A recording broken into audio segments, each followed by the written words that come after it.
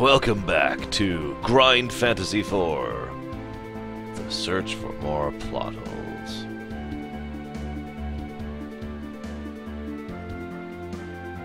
So, yay! Let's make sure everything's loaded here. Right. So, I want this on record, okay? I'm tempted to give this game another frickin' negative. Last night, after I stopped streaming, I kept grinding. I kept grinding this freaking pudding. And I took note of how much time I spent grinding. Then when I woke up today, a few hours ago, I started grinding. Grinding. Grinding. You know what the best part is? I never got it. I finally got so frustrated, and you know what? I kind of have, you know, stuff to do other than sitting here mulching this stupid pudding. But I said I'd do all the content, so, well, I'll just point to my inventory here. As you can see, I now have 11 and 29 rainbow puddings. Yes, I cheated. I cheated using Cheat Engine. It took me some time to get it working, and while I was working on it, I was still grinding. Just to get it over with. What? I don't care. Hey, I got your goddamn pudding. I've got lots of them. Enjoy the pudding.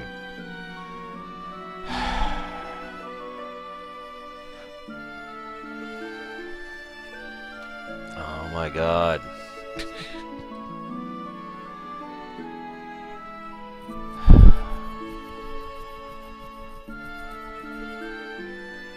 Yep, my balls have been fully grinded off. They seemed. Holy crap. You know what? No, let's just pull this up. So now I gotta actually... I've been so focused on this, I gotta actually check where the next step of his quest is. 'Cause I'm not actually sure. Hang on a second.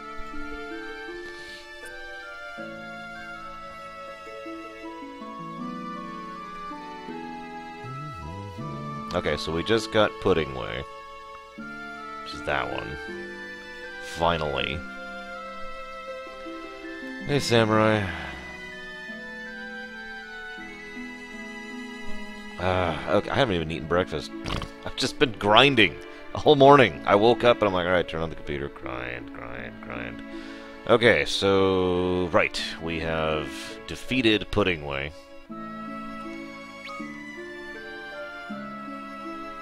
It'll never be here, Samurai.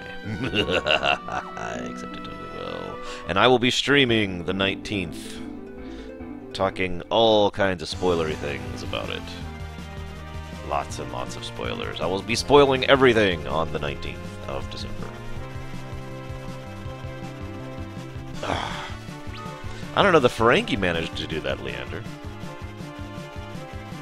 Props to anyone who gets that.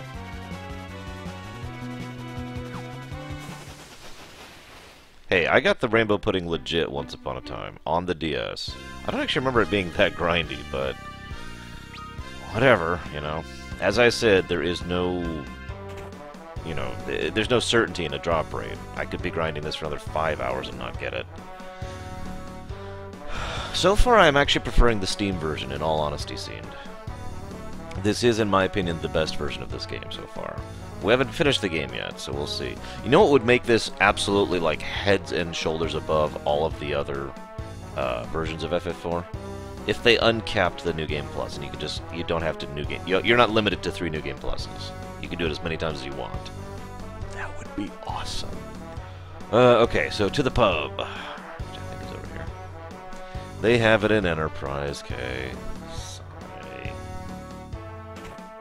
There is, Fat Squeak. It's the same place where you grind the pink pufftails.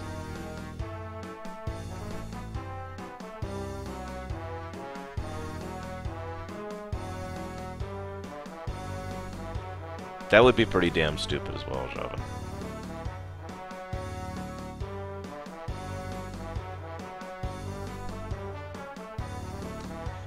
I actually don't know.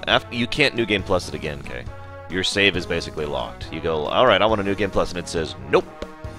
It's already done it too many times. So, your only choice at that point is to start a new game. What several people have done, including me, on their actual DSs, is have the save in, like, the third slot for the second New Game Plus, at the point at which you start the third playthrough, and then replay the third playthrough several times. Let me know, Scene, because that would be awesome. That would be frickin' fantastic.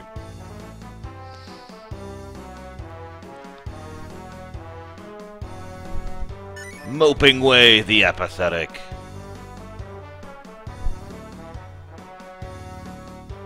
Why won't you leave me alone? No, God, we have to fight Naming Way. Well, fortunately, I can beat the crap out of you, so we're just gonna do that. Die, Moping Way!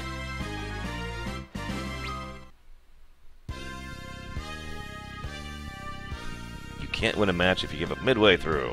Have I been so blind? Let me give you this to open for... Thank you. Yes, thanks for opening my eyes again. And he gives us the Eye Gouge augment.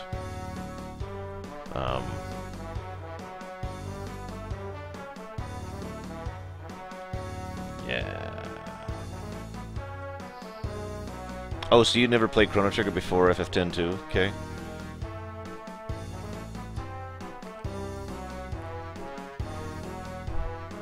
I gotta say, in all honesty, I really, really love New Game Plus. I mean, there's a reason that FF10-2 is, in my opinion, still an enjoyable game, and New Game Plus is a huge aspect of that. That and some really fun combat. And the class system. There's some good stuff in FF10-2. It's such a damn shame. Okay, where am I going? I'm going this way. This way.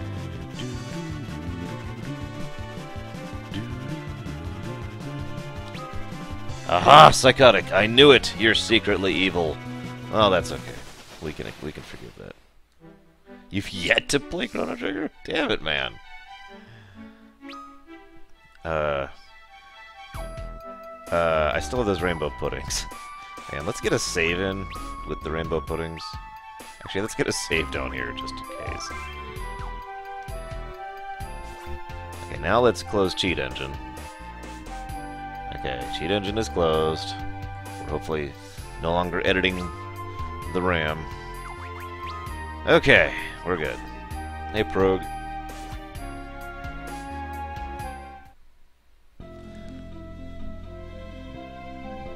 Wait, what's this? Oh my god, it's a shortcut down to the town. This game gets a plus for having a shortcut through the Dungeon of Stupid that the SNES version didn't have. To completely bypass that stupid dungeon. Plus to gameplay.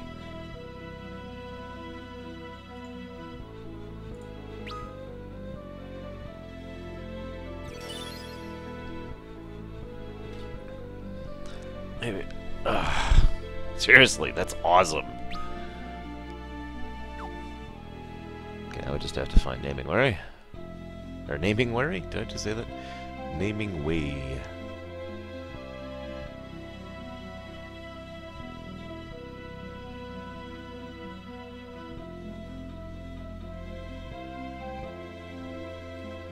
You mean I don't like cousins comparing chest sizes, Kay?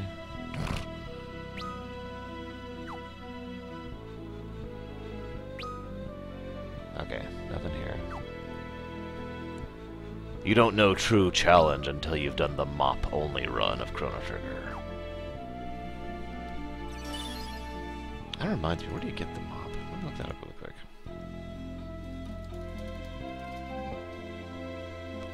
Because I didn't actually get it. Aha! You have to steal it from a new. That's where you get the mop. That's why I didn't have it. This specific edition, Macon, is the one I'm rating. So not the original, not the GBA version, not the PSP version, not the PS1 version, not the Easy Type. This version, which is the Steam version, for reference.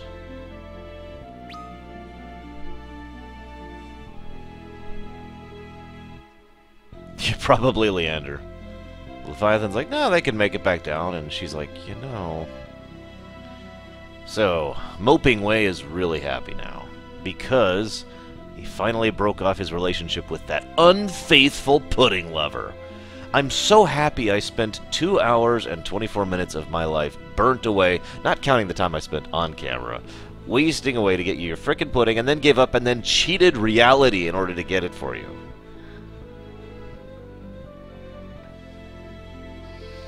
Of course, now he is no longer Moping Way, now he's Loving Way. And if I'm not mistaken, we now have to name our girl/boyfriend here.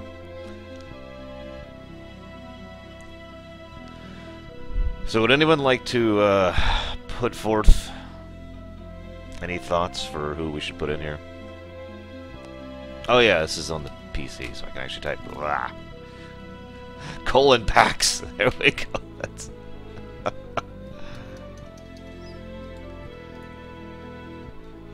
This is the correct way, by the way. This is the correct way to spell this.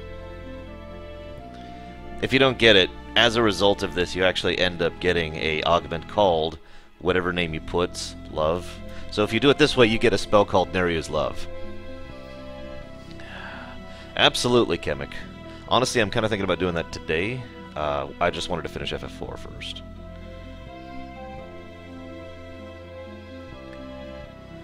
Leanders is Blueberry. Samurai. No. Samurai's love is not something I want in my life. Mario's love is not something I want in my life. Come on, nobody likes the Zelda joke. You'll suck.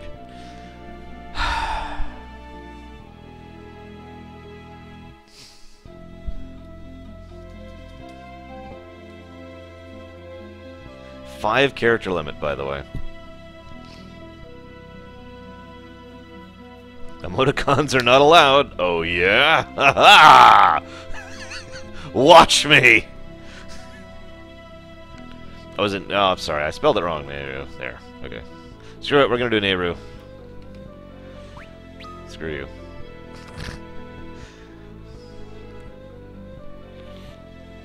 Farewell, Loving Way. I need to go this way.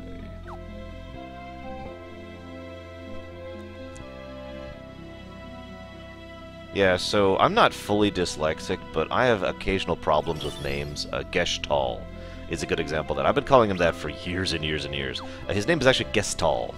The H is after the S, not before it.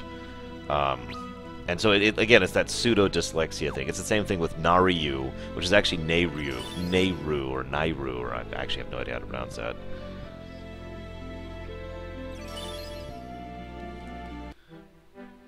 This is the Steam version. They actually redid the interface in several ways, specifically for the Steam version. Which, by the way, props to them. I did a little digging on that. I'm tempted to give it another plus, just for the fact that they bothered to redo the interface for the Steam version. I think that's actually kind of neat that they put the effort. You know me, I always like to reward effort. Goblins.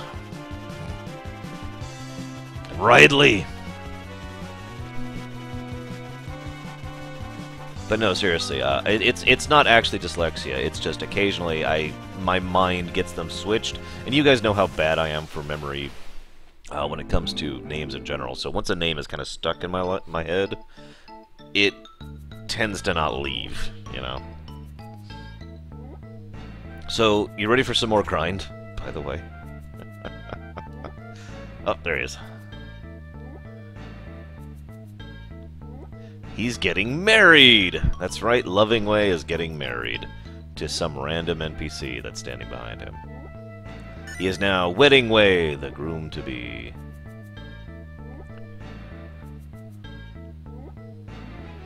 And that's when we get Nairu's Love, or Naryu's, or whatever.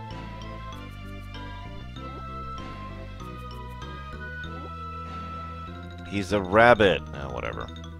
Who am I to stand in the way of one Moogle and one completely ordinary NPC? Oh man, they are super shiny, you have no idea. They're so shiny, they're nothing but blood squirts now. It's just, every time I go to grind them, there's just blood. There's nothing else anymore, it's just blood.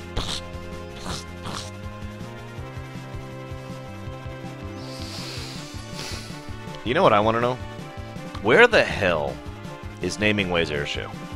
Now, I know what you're saying. Ha ha, Arsh. It's just a joke. He doesn't actually... Actually, in lore, they mention the fact that Namingway specifically does actually have access to a lunar airship.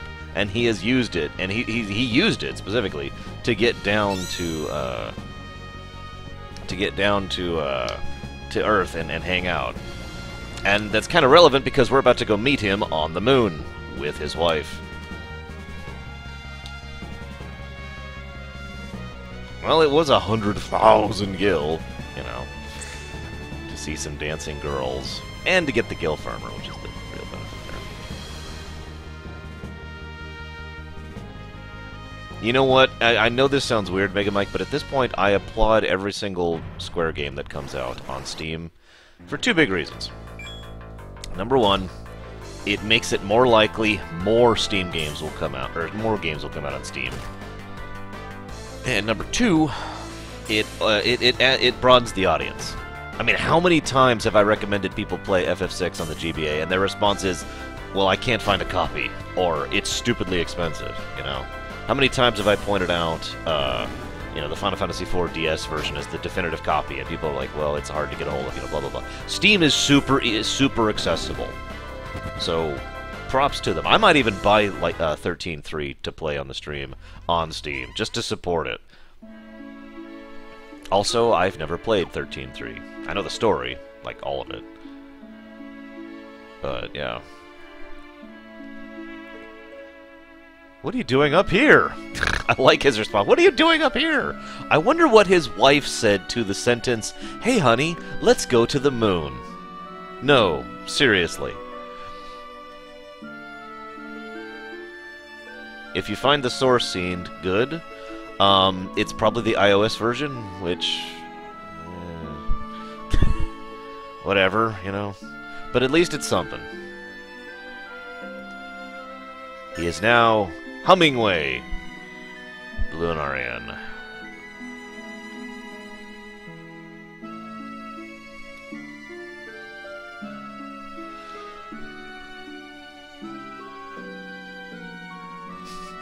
And she's all happy because she gets a, you know, words. She gets a honeymoon on the moon.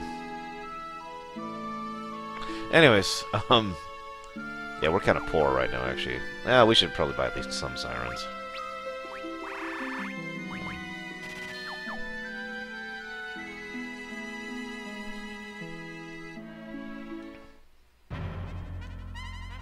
It's probably just a port of the iOS version, just like happened with FF5. So, I mean, yay. Whatever. Hey, Roiting. It's about 1 my time. Okay, now I gotta look up, because this is the grind step, and I'm gonna look this up here. Because this is the stupid step right here. You have to give me a moment.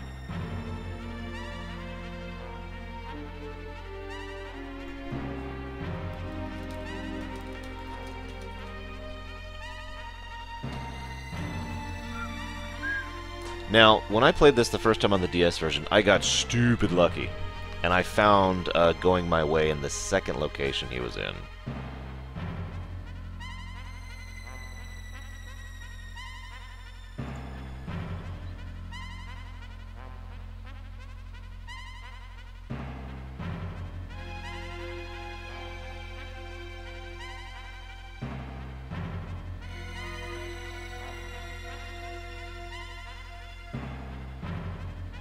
Okay. I've got a list of locations. So here's the thing. Going my way can be in a lot of different locations. And I mean a lot.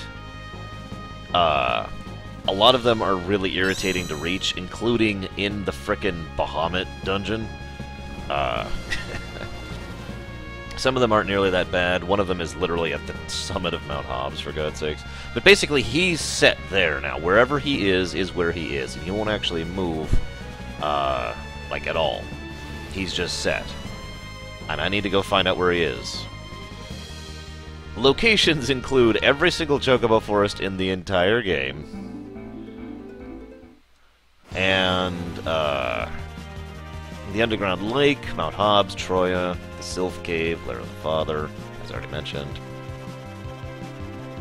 Yeah. Anyways, okay, so we're just gonna start going down the list here. Come on, let me land. Oh, for God's sakes. So this isn't grind in the sense of I have to grind an item, it's just grind as in I gotta wander around the entire freaking world. So, as they would say at AGDQ or SGDQ, donations? I'm not asking for donations. It's what they, for those of you not aware of what I mean, it's what they say when they have nothing to say during a run. So they're like, anyone want to read donation comments? I'm with you on that one, Scene. I think the DS version is definitive. I mean, there are a few things you could tweak about it, but that's tweaking, you know?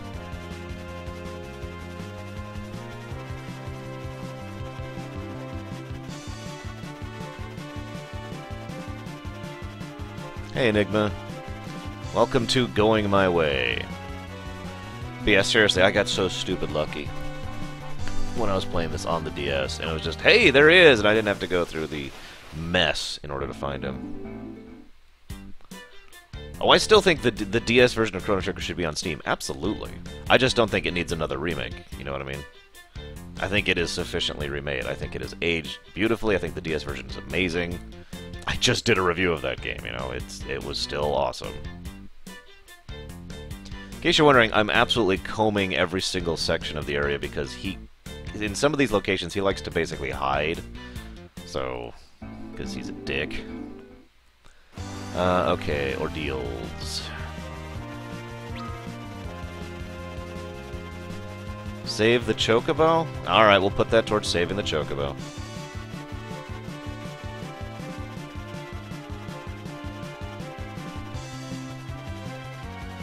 Remember me! Wait.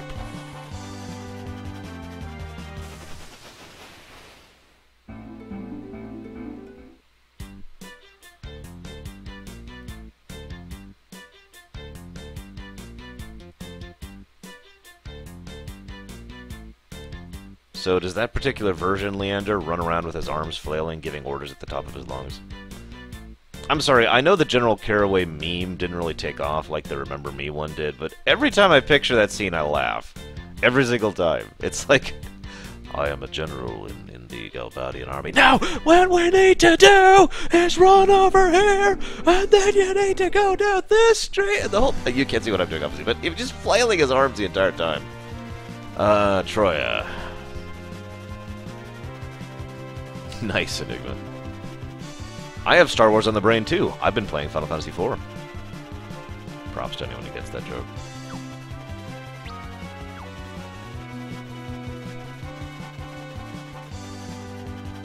No, it's a play on the save the animals thing, okay. I should fix everyone's abilities. Right now, they're set up for dullness.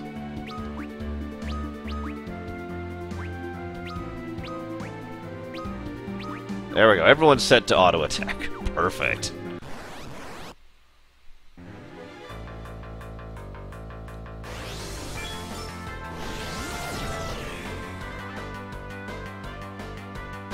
Yes, Enigma.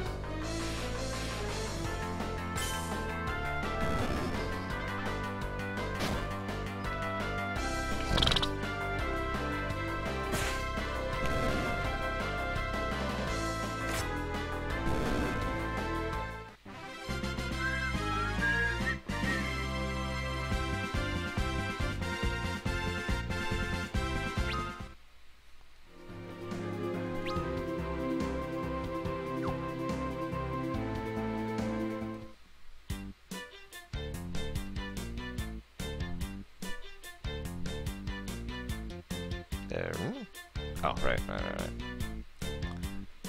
I just turn on auto battle and then turn on run away, and whichever one happens first, you know.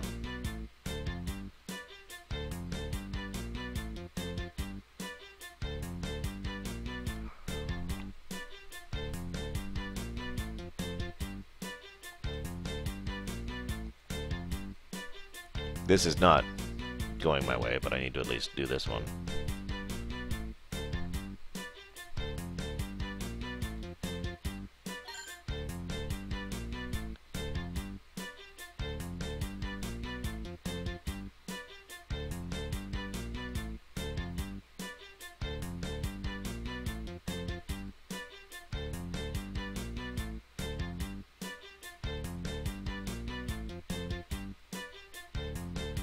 I like Crisis Core 2 as well.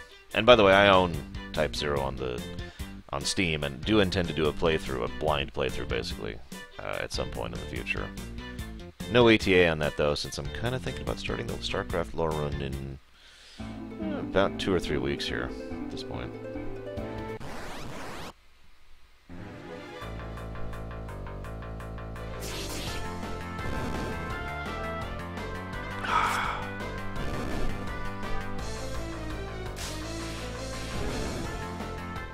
You know what? I'm going to give this... I'm sorry, it just occurred to me, I'm reviewing a game. I'm going to give this a positive and a negative. Here's the positive. Encouraging you to go back and revisit places in the world, encouraging you to explore to get this item. Okay, that's kind of neat, actually. I like that. Negative. The fact that there's no guide unless you go on to GameFAQs in order to find out where all the locations he is could be. If there was like some kind of a thing where you could go talk to his wife or whatever, and she'd be like, oh, well, he might be, you know, at one of the forests, or in Troya, or in the bomb, and therefore the game gave you a list, rather than just saying, go everywhere in the world to find him. I'm sorry, but there is such a thing as too much exploration. Like, way too much exploration. Okay, one more forest around here. Which is this way, I think?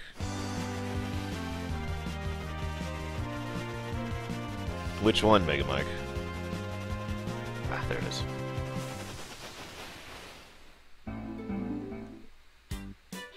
Hope you guys like the Chocobo song. Don't worry, this is like our second to last Chocobo forest to check. Which is a shame, I was really hoping he was in the Chocobo forest. Just one of them, any of them.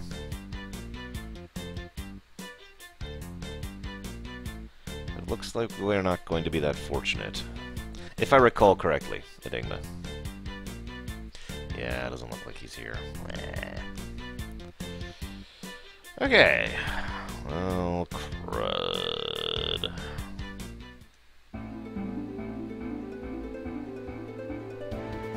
Are you alright? What are you, some kind of weirdo?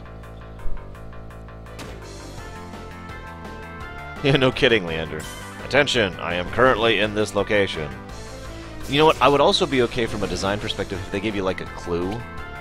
Like, for example, right now, I am currently at a place that sees lots of foliage and is... I'm feeling kind of heavy, though, you know, and that's the hint, and you'd be like, aha, he's at the Chocobo Forest near the magnetic cave. Bam! Done! Hey, Reaper. Okay. Ah, yes, this one. By the way, this forest is the one he was in when I was playing on the DS version. It was the first place I checked, and he was here. Ooh, that's a tough one, Fat Squeak. Oh, I couldn't possibly answer that. There's just too many I like, Fat Squeak. There's just too many. I mean, there's some I hate, but there's plenty I like, too.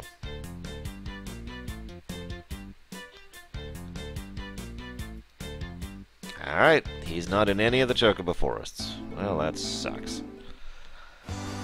Okay. Hey, Dragoon. Welcome to Grind Fantasy 4. Quest for more plot holes. Okay, so I need to enter from this side.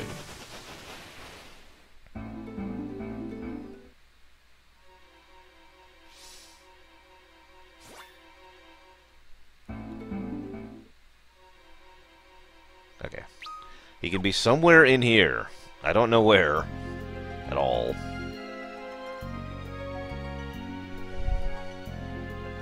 So we're just gonna check everywhere. Hope for the best. Or the worst. Both are acceptable.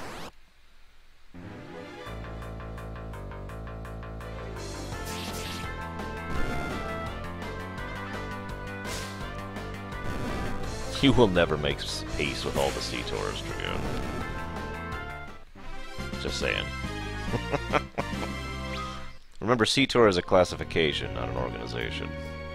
It's like saying pirate, to use another example of a word. Reaper, have you seen my YouTube today? Aha! He's here! We did it!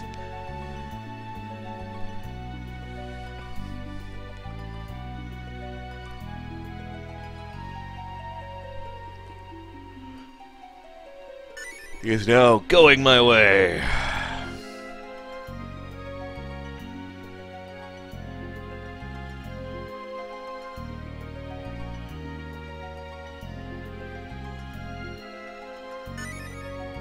And we now have the best augment in the game.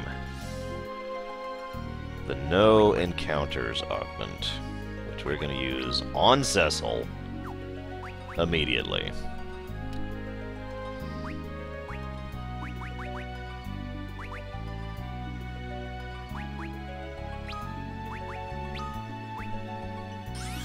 Thank you, Scene. Now we're going to equip it immediately. And encounters are a thing of the past.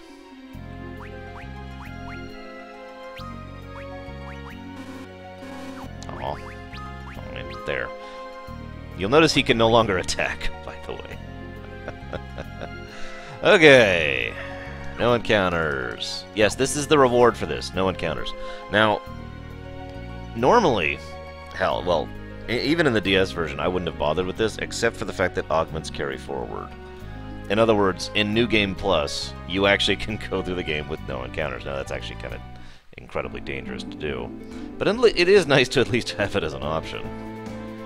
Okay, so now that we've done that, we have a couple other things to pick up, because I've been waiting on a few things specifically for that. So give me a moment, I need to look up something really quick.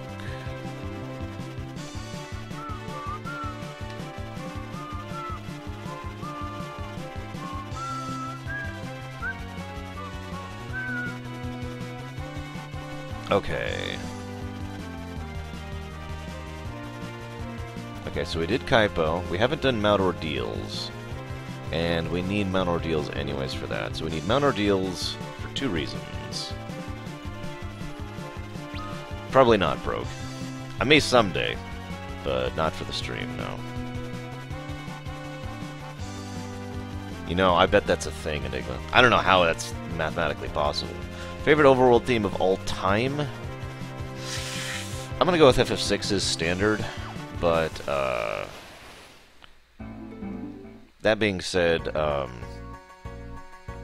also have a great deal of fondness for FF4's standard and the Kingdom of Zeal theme in Chrono Trigger.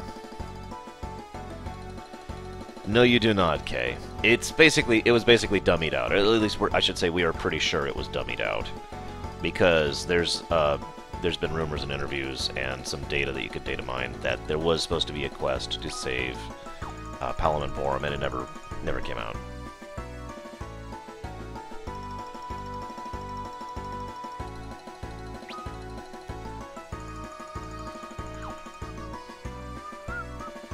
Hey, look, guys. There's no encounters. You know, I've already given the pluses and minuses for the encounters thing, but I gotta say, I'm feeling the exact same way I did in FF6. You remember that?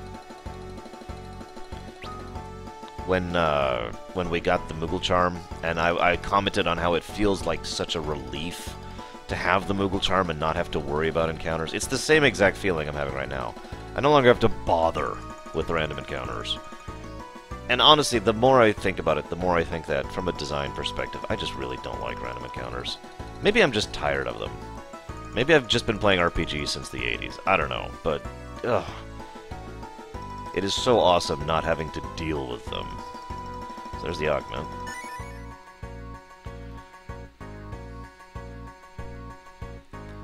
And further up should be the other dude. Cecil's like, I'm free. I'm free. I don't have to bother with garbage. And all the enemies are like, but. And he's like, nope. No ink none. Screw all y'all.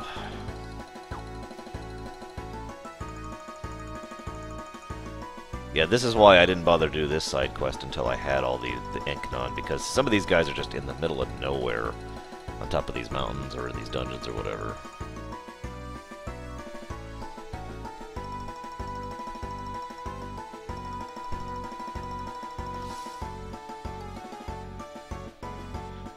Shadow, have you not heard me bash the crap out of the game? Like, legitimately bash. Actually explain why it's a bad game. I mean, really. Gameplay, bad. Story, bad. The end. You know? Okay, so we did Mount Ordeals, Dwarven Castle we did, Sylph Cave, I think we did. Well, whatever, we need to do the waterway anyways, so let's go do the waterway.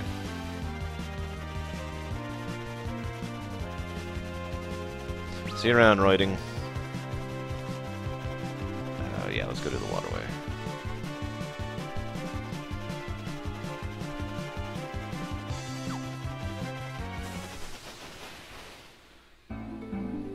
Yes, no kidding, Leander. I am one of those people who basically goes after Diablo the moment I get it. And yes, I know that without cheats, that's actually kind of tricky to do, especially if you don't know what you're doing. I still do it every time. Or I just cheat, and therefore, destroy him utterly.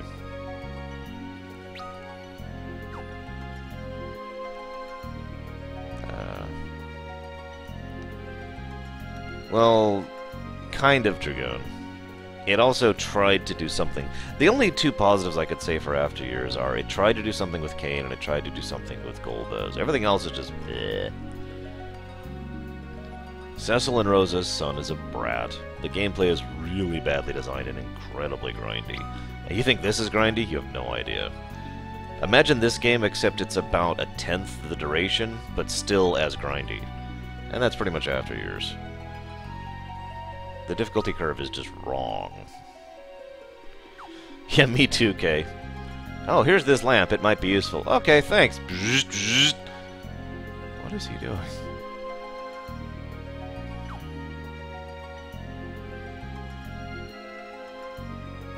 Ah, there it is. Okay.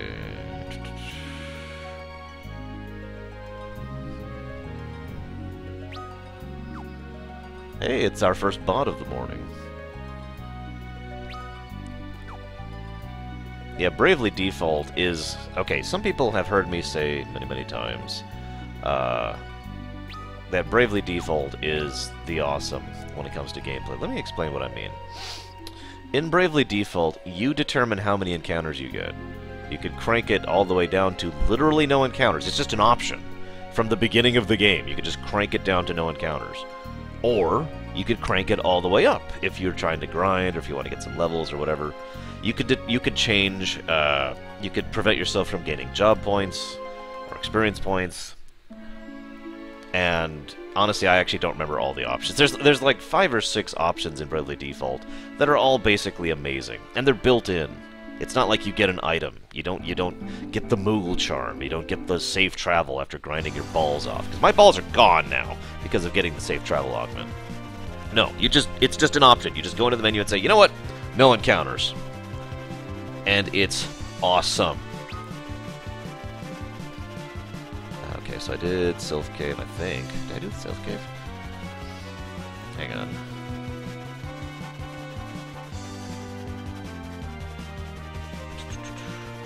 Give me a moment here.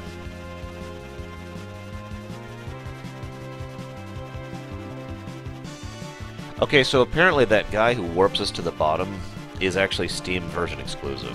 Well, I should say iOS version exclusive. So, Okay, so we got that. We got that.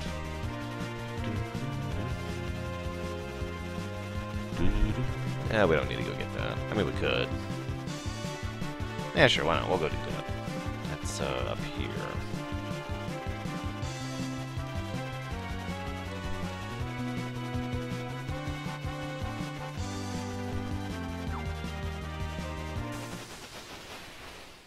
Alright, I hope I don't have any encounters on my way to the magnetic cave. Or in the magnetic cave.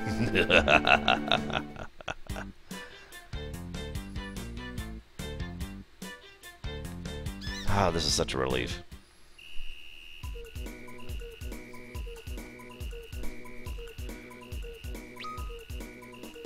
Yeah, in case anyone wondered where the 2 moons of this game came from, well...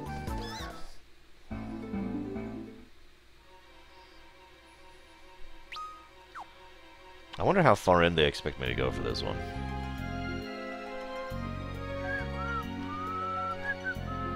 Seriously. There's an augment in here you get after beating Valvolus, and I have no idea where it is off the top of my head. It's just in here somewhere.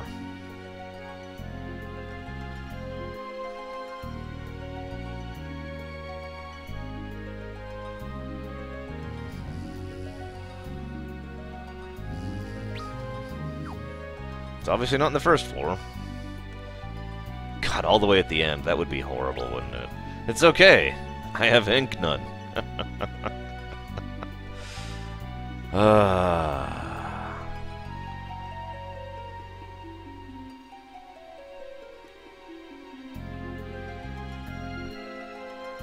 Hang on, is FF3 on Steam too?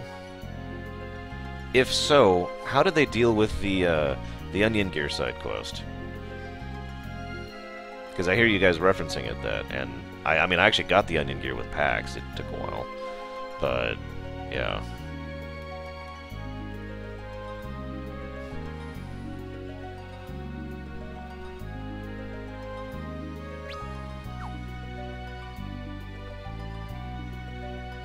So again, how do they deal with the Rainbow Gear? The Rainbow Gear, the Onion Gear. By the way, I actually have a piece of Onion Gear in this playthrough, although I'm not going to actually get all of them, I don't think. I don't feel like grinding. I'm kind of sick of grinding.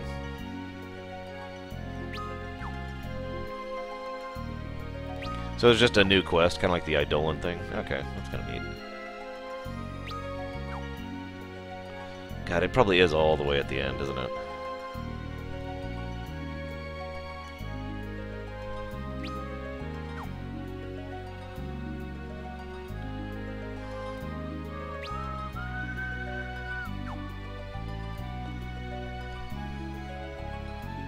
Yeah, I'm thinking it's at the end. It's probably in the crystal room, which makes no sense. Alright guys, we beat Valvolus. Now there's an augment that she drops in the Earth crystal room. Yeah, whatever. No encounters. And the teleport spell.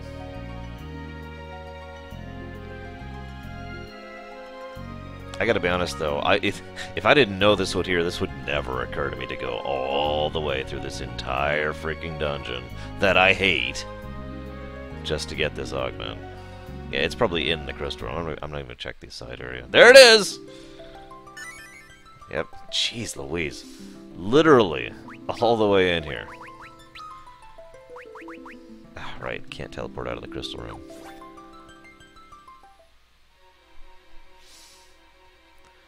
I think it makes total sense, Darkrai. I think we'll see. Yes, I know exactly who the Fallen Empire is, and I'm not going to spoil it. Especially not in a video about FF4. Okay, so we got that. Now we need to go to Mist for that. And Eblon.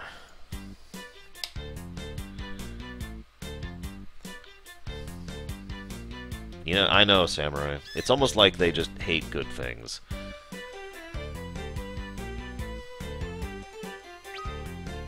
I'm just gonna quote something here, Shadow. String theory in a nutshell. Dude, everything might be made of little particle strings! What does that mean? Nothing at all! There you go. There's my thoughts on it.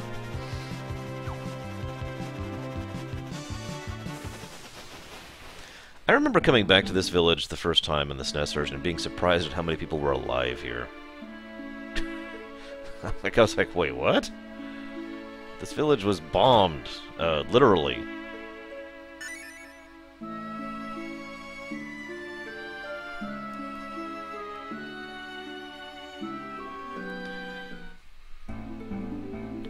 Ugh.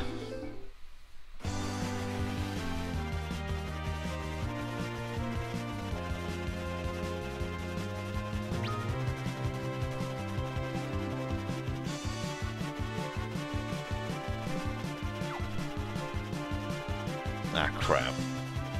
Nah. I don't think I care that much. So we won't get that. We'll go after other stuff. What else have I? That. Baron Castle, Crystalline Palace. Looks like that's it. So Baron Castle, Crystalline Palace, and the rest of the double quest. We're almost done, guys. With optional stuff. Of course not, Mega Mike. Nobody in the West likes Dragon Quest, right? That's why we still haven't gotten Dragon Quest VII. Still. Of course, we don't like the Mana games either. That's why we still haven't gotten Seiken Densetsu 3. And never will. Ever.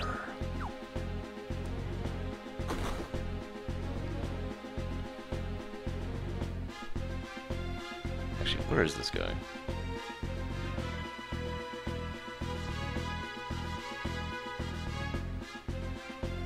Somewhere in Baron Castle. Okay, we'll just figure it out. Clearly Darkrai. Everyone, I want you to go kill, just kill him. Just kill Darkrai. Just really quick.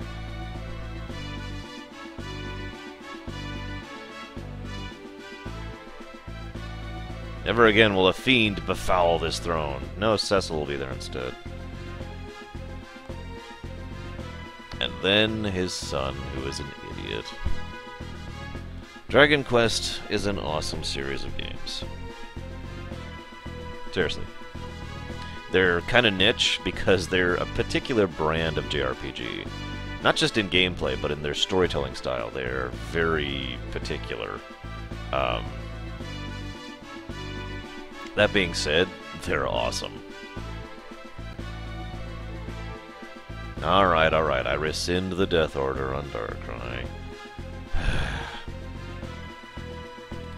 Let me explain Dragon Quest to you. In Dragon Quest is the kind of series that has light, cartoony graphics and fluffy happiness and lighthearted music, and then you get sold into slavery as a child and work yourself near to death in a mine at the age of 8.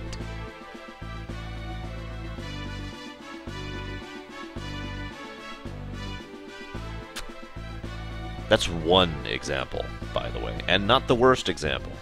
I am hesitating to mention more examples for fear of spoilers.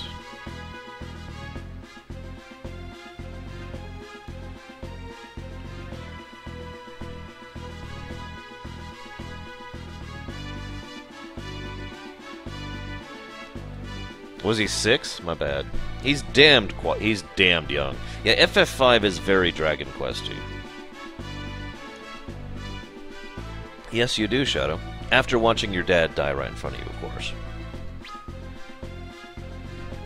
I mean, naturally, I shouldn't even have to say that.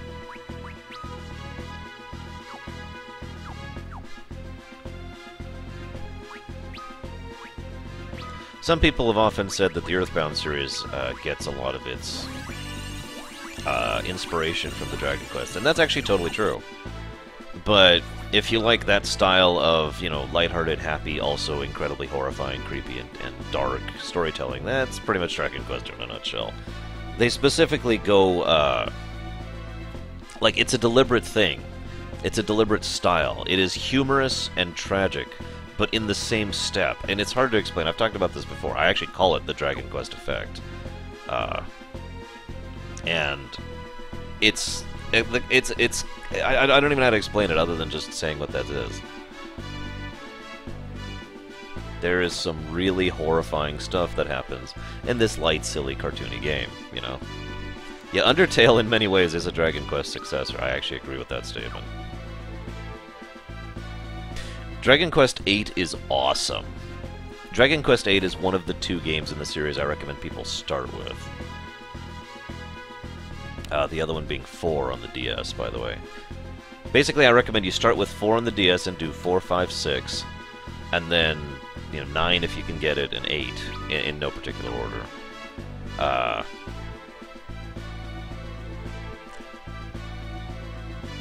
You'll notice I didn't list 7. That's because I'm waiting for the frickin' proper remake, which has already been made and has been out for years to recommend Dragon Quest VII to people. Because it's... I also usually don't recommend 1 through 3 unless you already are into the series. 1 through 3 is basically... are connected to each other. They have their own story arc, basically. It's not so much a story arc. It's like... I don't know what to call it. Like, 1 through 3 are basically within the same mythos, the same concept. So are 4 through 6. 7 is on its own, 8 is on its own, 9 is on its own. And 10 is an MMO. And 11 isn't out yet.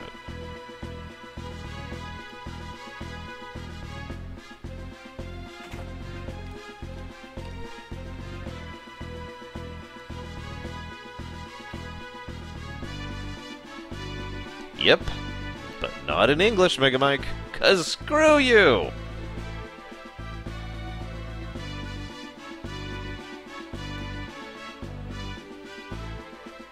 Okay, where is the soldier who gives me this augment?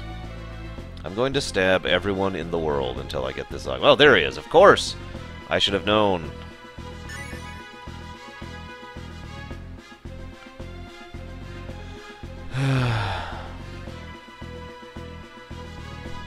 What, Kay? I'm talking about Dragon Quest, dude. Yeah, 11 might not come out here in the same manner that 10 hasn't. And 7, the remake, hasn't yet. See you around, Darkrai.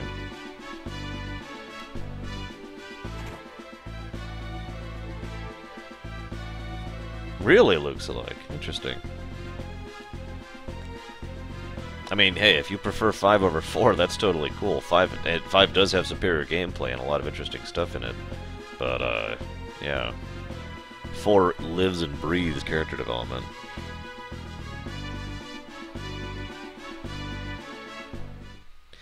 Yeah, what Mega Mike says is my opinion as well, basically. Okay, so we have all that, so the only thing left for that is the Crystal Cave, which I don't care about that much. I mean, I'll go through it anyways.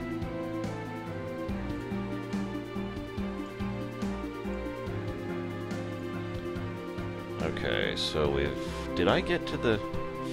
Does anyone remember if I got the Eidolon in the Sylph Cave? Because I actually don't remember.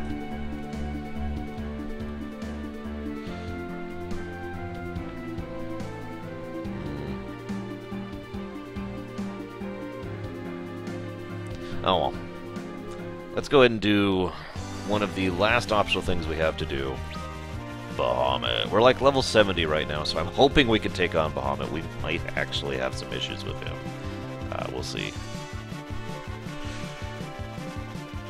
If we have issues with Bahamut, in fact, I know what I'm going to do. I'm going to make a save right here. Just like this. And if we have issues with Bahamut, I'm just going to give myself a few pieces of gear. And then go kill Bahamut. Basically the onion gear and an adamant armor is what I'm going to give myself if I can't take out Bahamut. Because I don't care, it's grindy. I'm tired of grind, I'm sorry. I've already given the game the negative for the grind. Actually, I've given it 2 negatives for the grind. What do you want from me?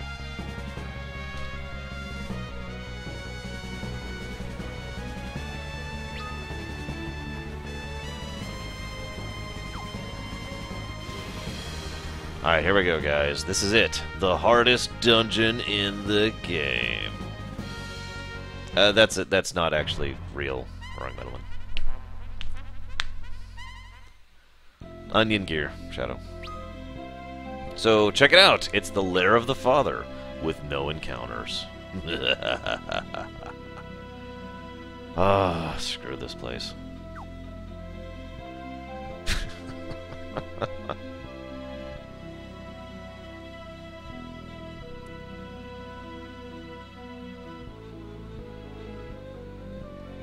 Well, see, the reason I hesitate to cheat on a review run like this one is because of the fact that it's a review, so I'm trying to review the game.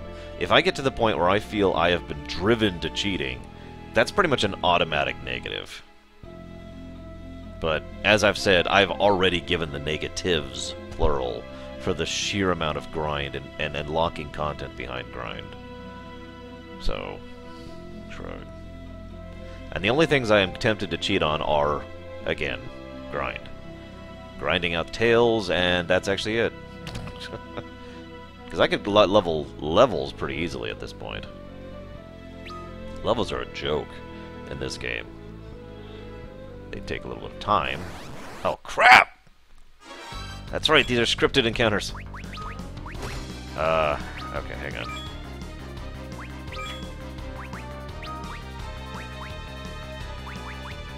So behemoths are fun.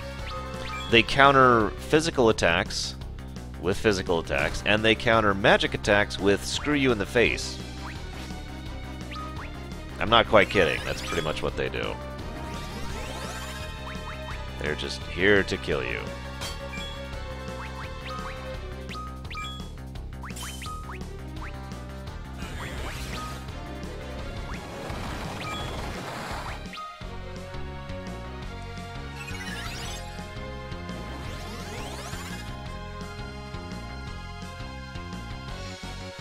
AK, they actually pronounce it two different ways in this game, would you believe it? Eidolon and Eidolon. Shoot, I actually don't remember the second way, but it's different.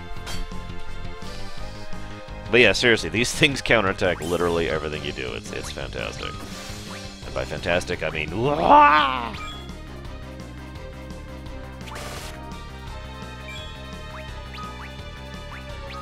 Now, it is a chance to counterattack. Not a guaranteed, but yeah.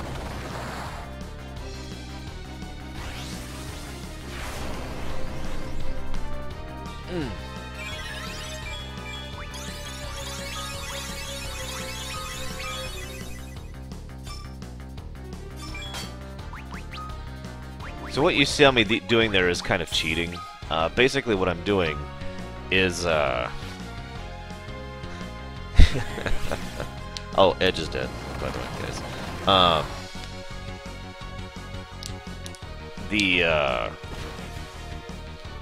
Cecil has no attacks equipped. See this? All he can do is item, defend, or swap rows. But I can trick him into attacking by selecting auto battle just for long enough for him to get his input in. And then he will go ahead and auto battle, and then, you know, I will be ready to proceed. So again, it's just kind of a cheating, pseudo-cheating thing you can do there.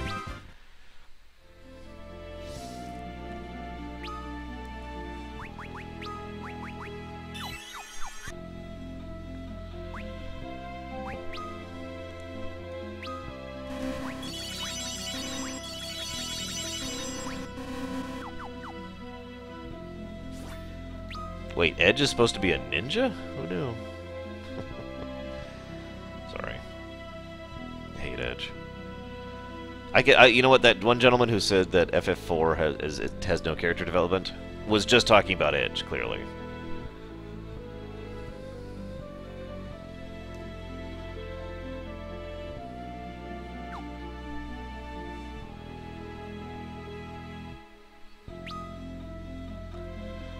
Also, I like the name of this dungeon in the DS version. Instead of Bahamut's Lair or whatever it is, it's just Lair of the Father. Go for it, Psychotic. I hope that Edge is in the new Dissidia as a tutorial character, that you only fight to kill him, and then he dies. Yeah, okay, let's say we should have another one, and we do.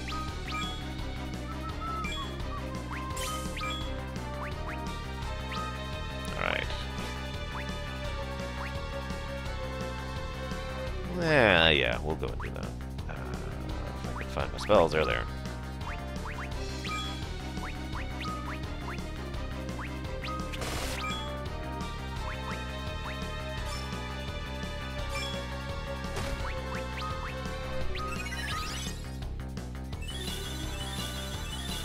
What are you looking at, Shadow?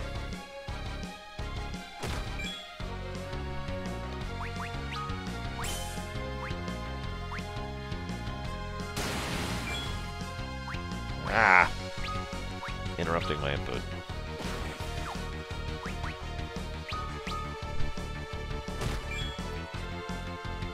Wait, Guitar Hero Live is a real thing? I actually kind of thought it was a joke.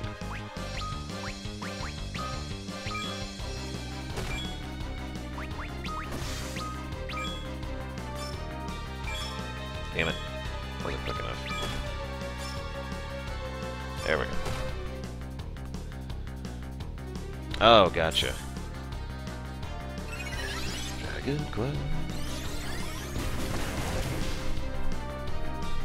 Ah, and Yang is so amazing. That's really the sad thing of it. Yang is just an awesome character all around. He's awesome in gameplay, he's awesome in characterization and awesome factor.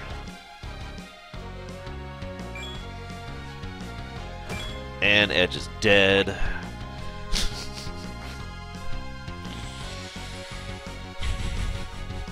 Sorry. And so is Cecil. Okay, and so is Rosa. Why the hell? Okay, hang on. We have a problem here. And so is Kane.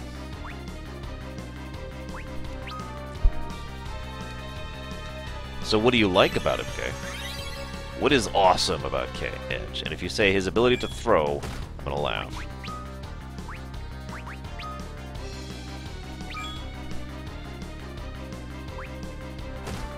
Okay, we have a serious problem here, guys.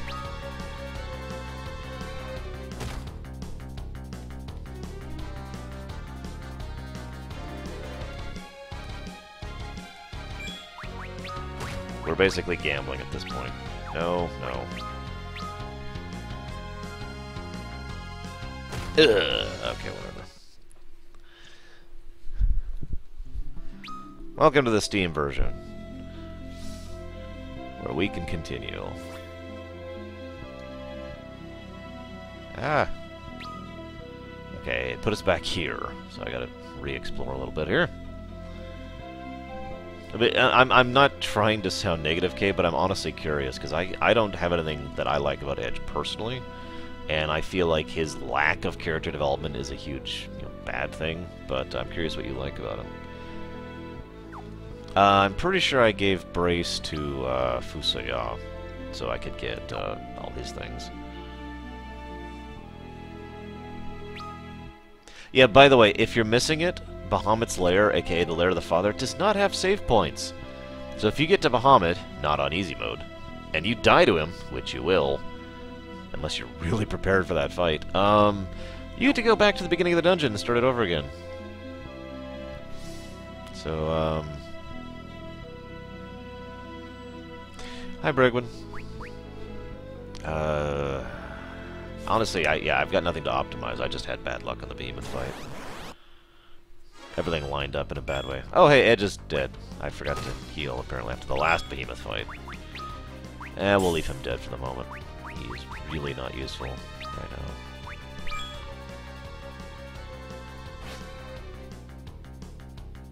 now. What do you mean, Samurai? Sorry, I'm kind of... Actually...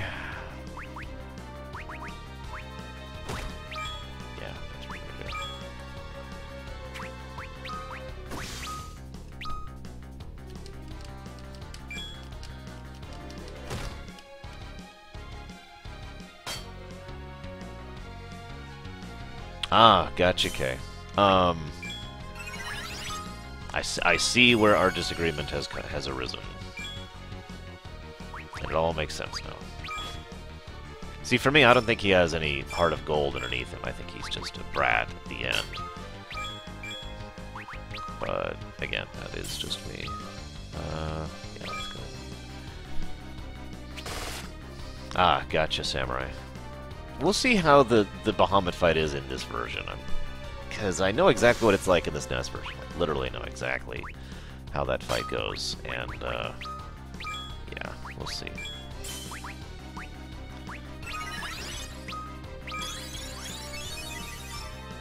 Come on, out of battle. There we go.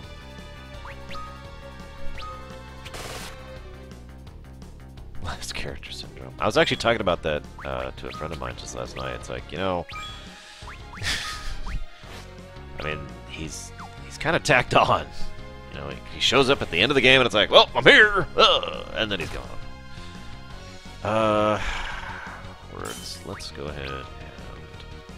Ah.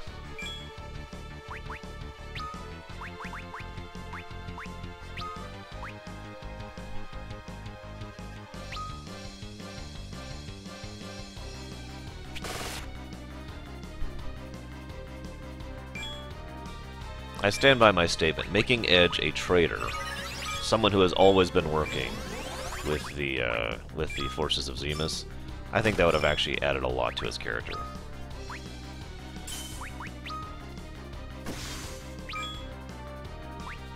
So we're doing a completely different strat.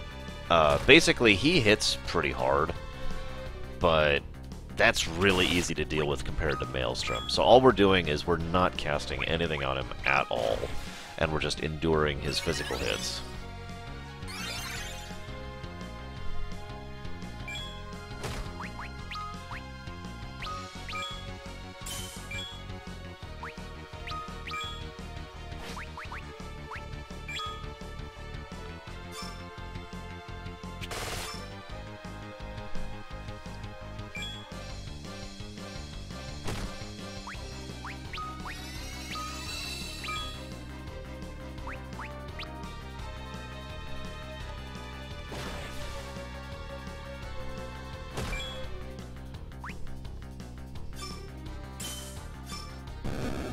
Okay, Behemoth down. That was the safety strat. I could have done that a lot faster, but yeah. Okay, no, we want to burn items on this, because we're about to fight the original super optional. For those of you not aware, the fight we're about to fight is the first, was, in the SNES version, the first super optional in the Final Fantasy history. It's the first one ever.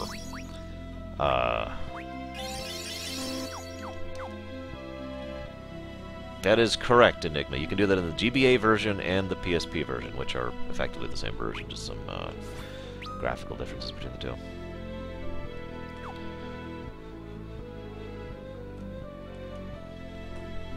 So yeah, Bahamut was the original super optional. I mean, Omega Weapon is often considered the original super optional because he was done a little bit more with the specific mindset of being a super optional. But Bahamut was actually the first. Now, I say super optional. I want to stress the way I'm saying that, because optional bosses have been around since FF1. Some people would actually disagree with me on that, by the way. Some people would say the first super optional was in 1. They're tracking, of course, of Warmech. That's really debatable. Like, really, really debatable. So I don't know if I agree with that. But, yeah, okay, so we are now ready to go. I need to change his thing to attack, actually. There we go. And we also need to turn the combat down from that, because we're not doing auto-battle. So, Bahamut in the original SNES version is really, really, really simple. He sits there, and he casts Mega Flare. There were 2 strategies for beating him. Strategy 1, being leveled enough in order to endure his Mega Flare, or to kill him before he casts Mega Flare, and that's it, that was the strategy. Or 2, come here with Fusaya. Because Fusaya's Mega Reflect, it's not actually called that, but he had like a Super Reflect, allowed you to reflect Mega Flare, and then you win. In the DS version, they varied him up a little bit. So we'll see how this works out.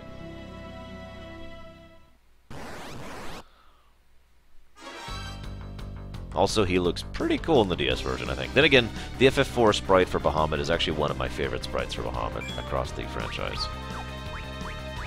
So you see, he's just counting down. And that's pretty much what he's going to be doing, is counting down and then destroying us. So we need to get going like now.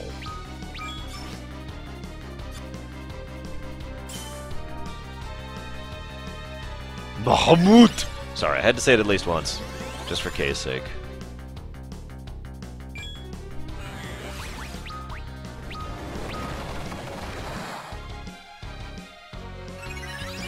Oh yeah, by the way, he added that in the DS version.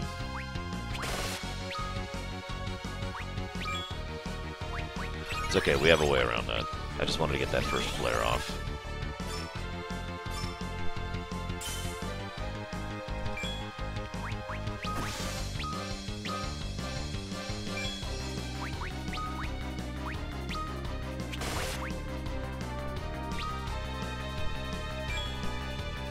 Yeah, 9 is another of my favorite Bahamut's.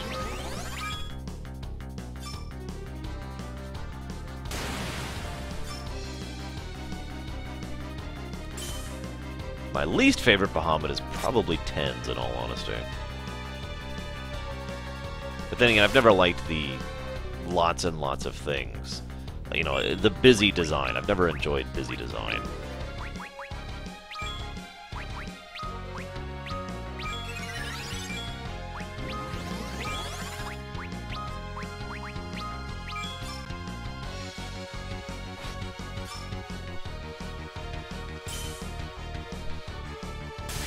There we go. We are apparently leveled enough for Bahamut.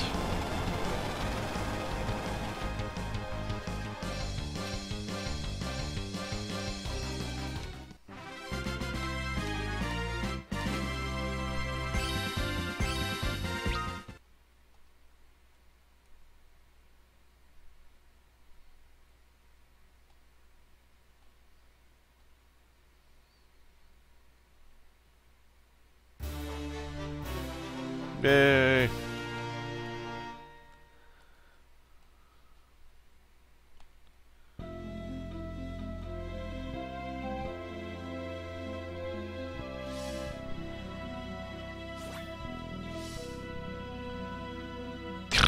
I like Edge's comment. Oh man, now I really better not make Rydia mad.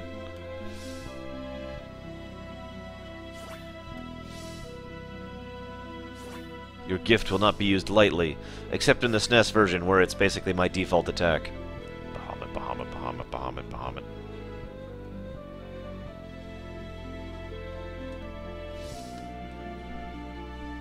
FF8's Bahamut was just generic for me.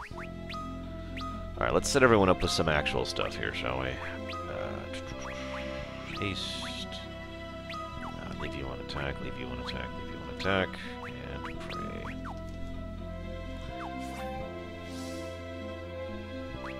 And let's get the hell out of Dodge. We have one more side quest to do, and then we're going to go ahead and hit the last dungeon of the game.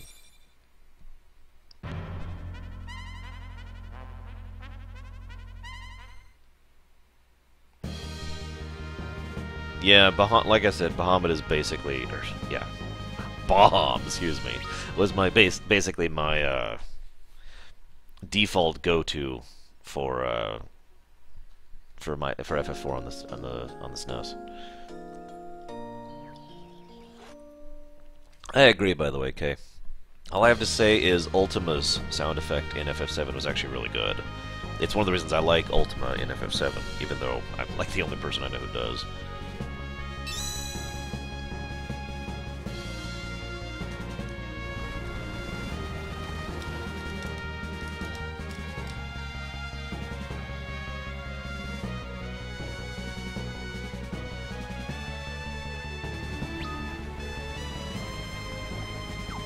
No, I'm talking about Bahamut, aka the one in Super Mario RPG. Which none of you are going to get that.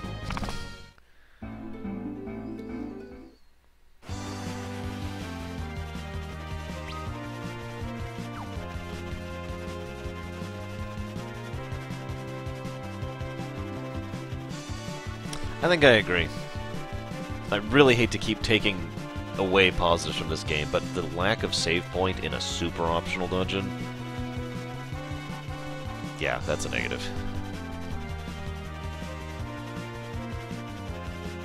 That's a good question, Mega Mike. We may never know. Yeah, I agree with what Kay is saying overall, by the way. The sound design in FF7 was damned good.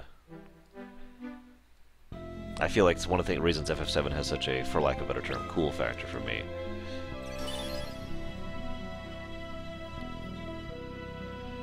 Bahamut is apparently, I say apparently because I still have never 100% verified this, how it is supposed to be pronounced. I just don't care. I've been saying Bahamut since, well, this game, actually. So, yeah. Also, if I'm being wholly honest, Bahamut actually sounds better to my ear than Bahamut, but yeah. I say Bahamut as kind of a as a joke, basically, because when I first played FF12 was the first time ever I'd heard it pronounced that way, and they kind of overemphasize it, like they were a little uncertain of how to say it, so they really do kind of throw themselves on, I'm gonna say the Bahamut, and they just like, ooh, they really throw that out there, and so that's why I make the joke to this day. I don't actually make fun of anybody who's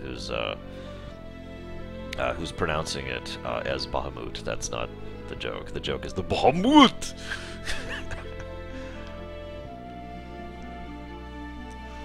I don't actually like concepts of endless dungeons, but I'm not sure which one you're talking about in Tactics.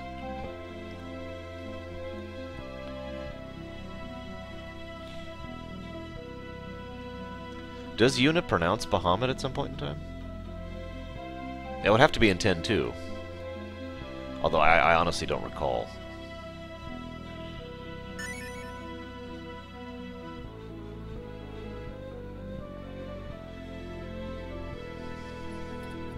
So this is kind of cool. We talk to all these people. They all talk about all this awesome stuff that they found as they went there, blah, blah, blah. And of course we get piercing magic, which completely pierces through Reflect, which is kind of neat.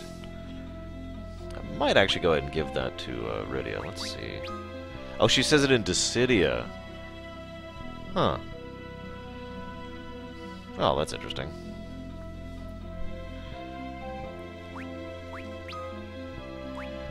Alright.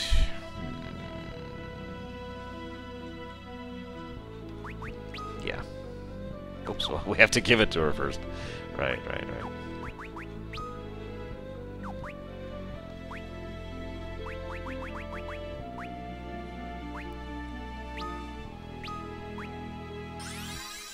But yeah, piercing magic is what we used to get from the wit stuff. One of the wit quests, I should say, and now we have this quest. So that's the new thing, yay! I am actually going to go ahead and give a positive to the gameplay for adding in new content to make up for the absence of the other thing. So that's kind of neat. They apparently did that in FF3DS as well, but hey. Yes, you can replace party members pretty much all willy-nilly when it comes to cheating. I could swap out Edge with another Cecil right now. Like, that wouldn't even be an issue. I'm not going to do it, but that would be kind of funny. I could have a party of 5 Cecils right now if I really wanted to. I don't, for reference. There we go. She can now bypass Reflect. Yeah. Let's see. Yeah, that's it. We are now ready to beat the game. Yeah, beat the game.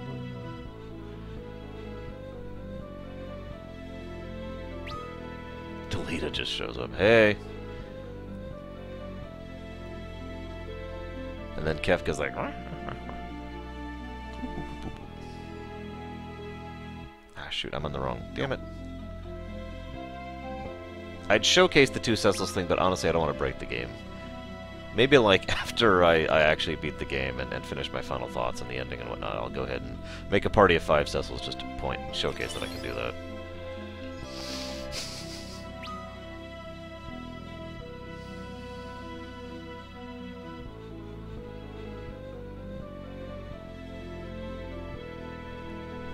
Yeah, there have been a few FFs where magic defense, and shell, for that matter, have prevent healing in addition to damage. I've always thought of it as a bug, because it's usually prevalent in the older FFs.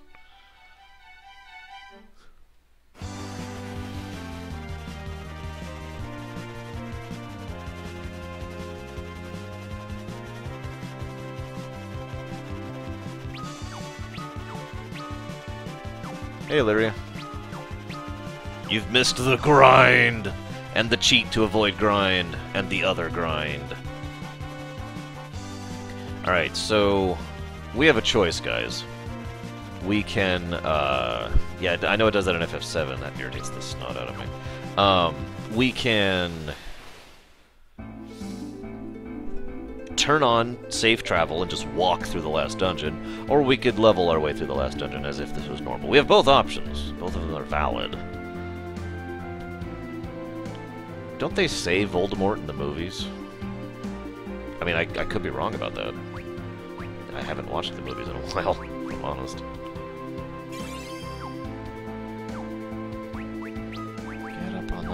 Hydra's back. Get up on the Hydra's back. Get up on the Hydra's back.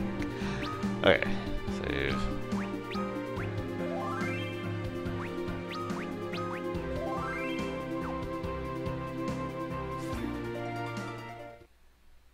Hey, Bosky. Are we fully set up here? Nope, not. We'll do it there. Isn't it actually a Hispanic name? I mean, it's named after the fly, I remember that. But I don't remember what language that's in.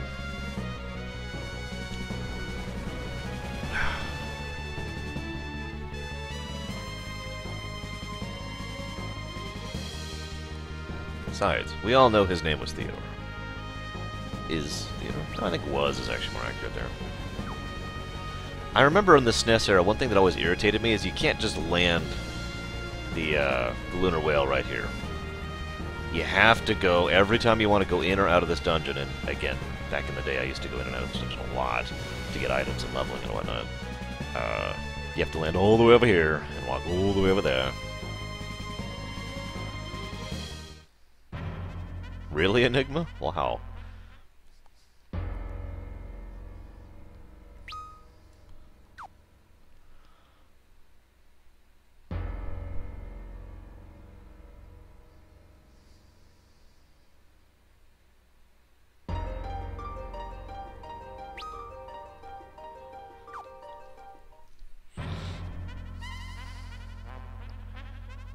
It's okay, Bregman. I would have understood.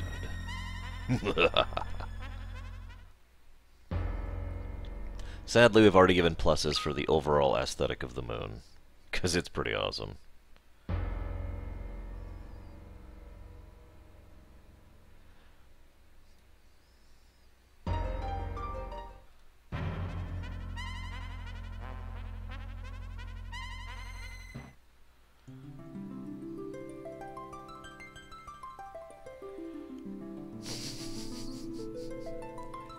I'm gonna laugh if during the Kingdom Hearts lore run I get that bug.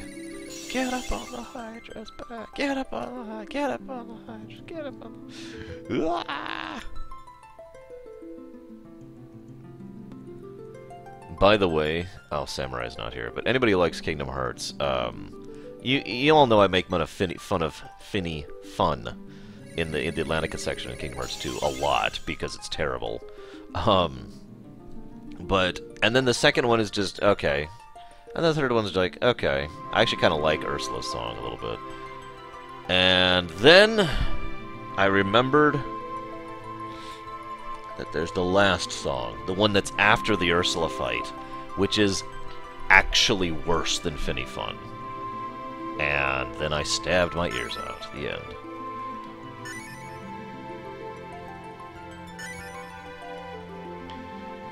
Okay, so we have a few more augments.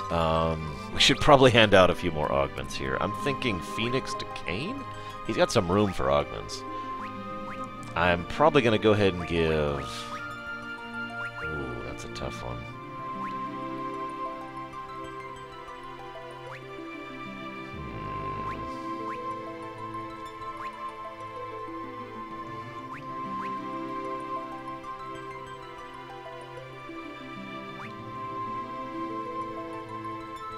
Ooh, actually, that's a good idea. Okay, we'll give Phoenix to Edge.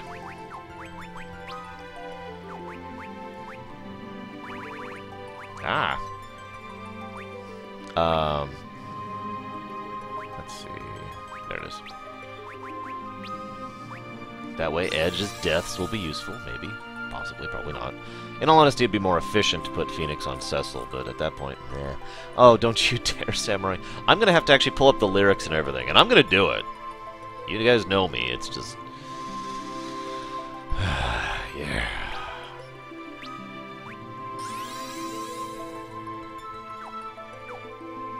And we'll just hold on to the rest of those.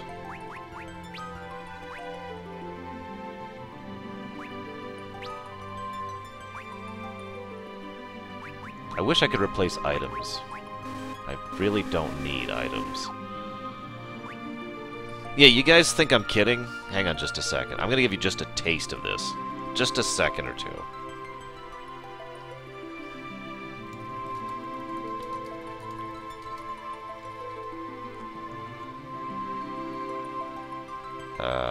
It's called A New Day is Dawning. Yeah, just a second.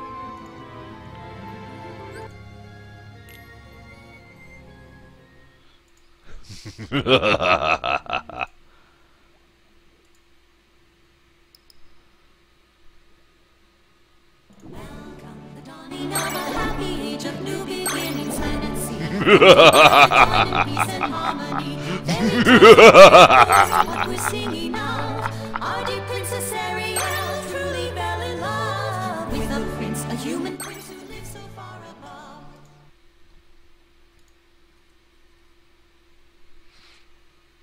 We're done.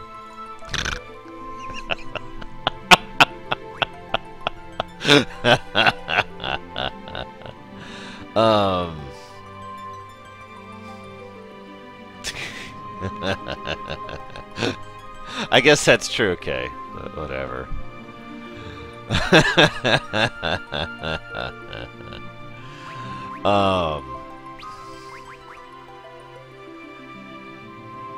Wait, that's not actually what I thought it was.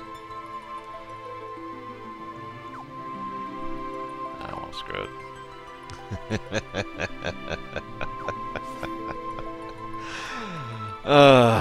Anyways. So,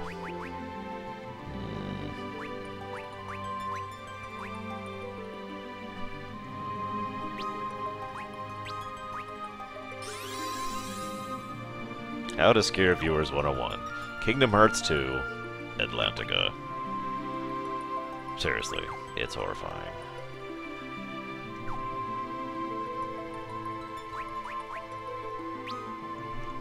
I don't hate you, but you guys are going to make me sing Finny Fun, or at least that depends on your donations. I may or may not sing Finny Fun. That's up to you guys. But I already know at least 2 people who are donating for me to sing Finny Fun, so... yeah. So I like this, by the way. This is a nice little lore chunk. This is also really, really interesting to me. The crystals can talk. I don't know if you fully understand the significance of that. The crystals can talk.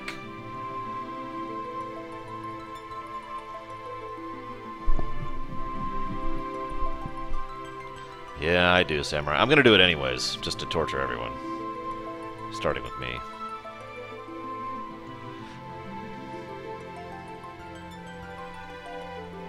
We get a few tidbits here. Powerful weapons have been sealed away. We need to go into the core. Zemus is a bastard. Etc., etc. Yeah, exactly, Mega Mike. Why do they only talk now?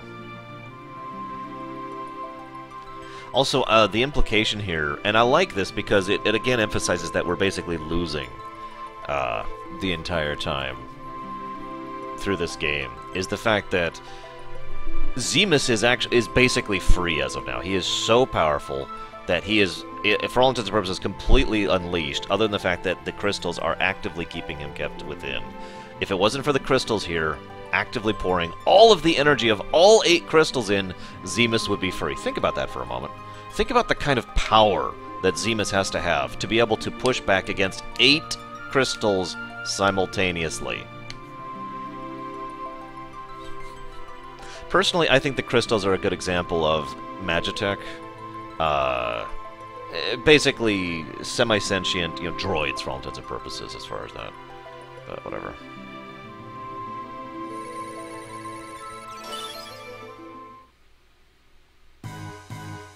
The original version of this song is so much better. Whatever. Why, Macon? So everyone can die?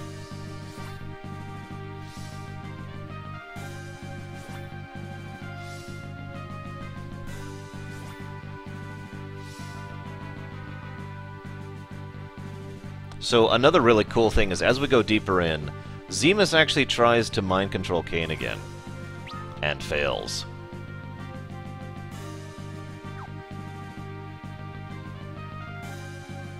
I'm tempted to do that myself, Psychotic. I mean, seriously. Ah, no encounters. I gotta be honest, the first moment when I walked in here, in the SNES version, I just did an arm pump of awesome. Because it was just the perfect way to culminate. You know, it's such a callback, it's such a wonderful bookend to the game to just suddenly have this song playing for the last dungeon. Even though this isn't actually the last dungeon song, by the way. There's actually another one after this. The last dungeon in FF4 is effectively 2 dungeons. The Lunar Subterrane, which is long and complicated in a maze, and I don't remember the exact path through it. And, of course, the what I call the Crystalline Core. I don't actually know what its proper name is, and frankly don't care. They all call it the Core, because, you know, it's artificial. Yeah, anyways. Hey, Night Forager. Yes, this is the Steam version, Rory. Also known as the awesomest version ever. Seriously.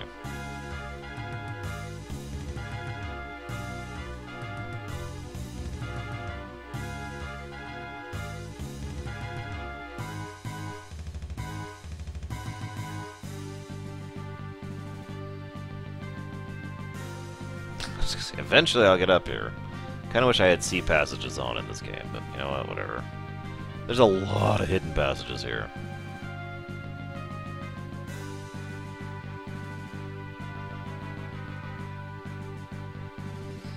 Well, I hope you liked it, Night Forager.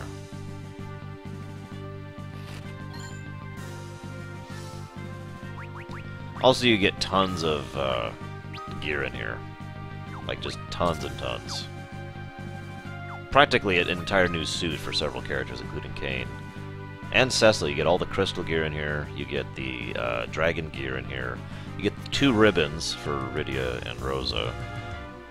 There's a bunch of loot in this place. So, imagine for a moment... Remember how I was talking about the reasoning behind having all the best goodies in the last dungeon of the game? And how I don't agree with that? The only reason I could come up with as to why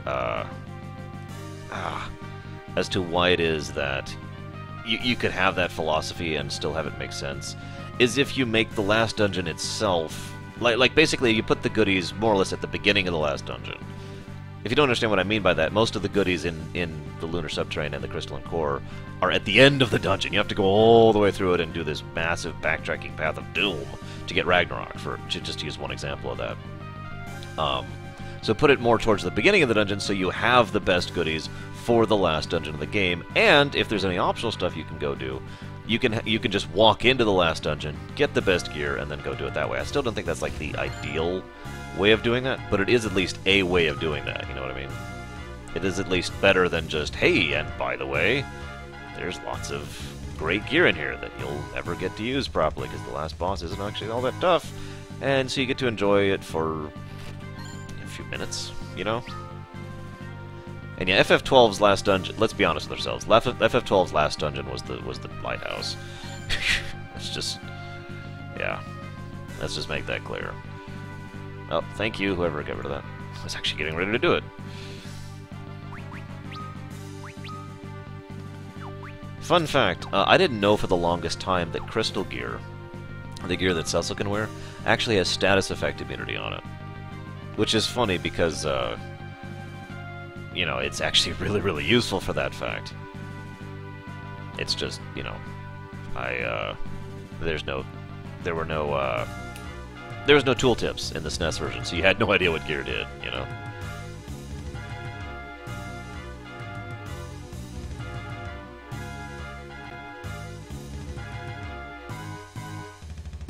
Is this it? Yep, there it is. Down? Yep, there we go. No? This way, maybe? No? It's okay, I have Enk none on, otherwise this would be really irritating. Go. Go. Why are you not letting me go? What the hell? Ah. No monsters? Honestly, I do think the Crystal Core would be one of my first shots. In fact, I've actually designed a place that exists in the Empire called Crystal Home, which is basically that. It's just floating in space rather than inside an artificial moon.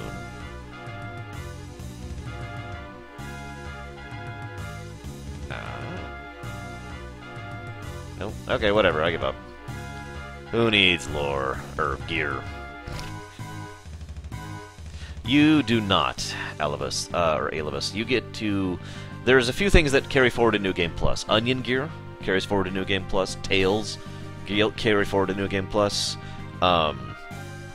So does Adamant Armor, and Augments, and Soma Drops, and Apples, and that's it. That's everything that carries forward. Oh, and Map Completion, if that matters.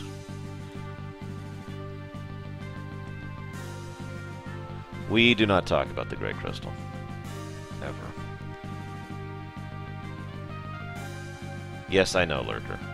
I'm kind of hoping to finish FF4 today so we can go through all of Borderlands today. That's kind of the goal, actually.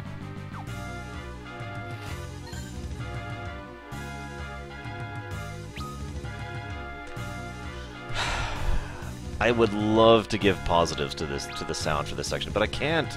This version of the song just does not sound right for this. I'm sorry, guys. Go ahead. Fling your insults. Do whatever.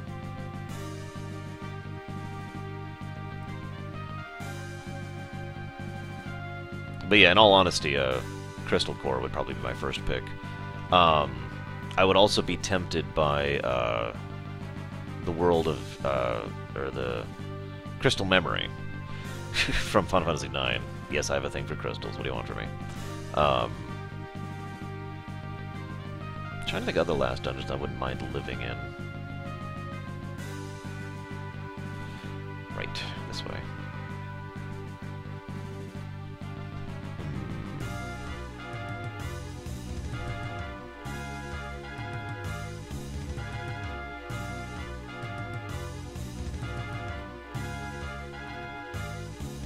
Yeah, no kidding, Psychotic.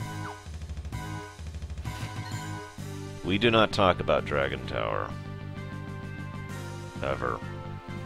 So third, who you guys probably know from the Then and Now series, gave me a gift that I keep meaning to show off on stream. About a year ago, actually, gave it to me for Christmas. It's a little magnet with, and it's like perfectly pixel perfect shot, or Final Fantasy VI text box that says, there's sand on my boots! And, you know, it's awesome. And that's all I wanted to share. Is that it's awesome.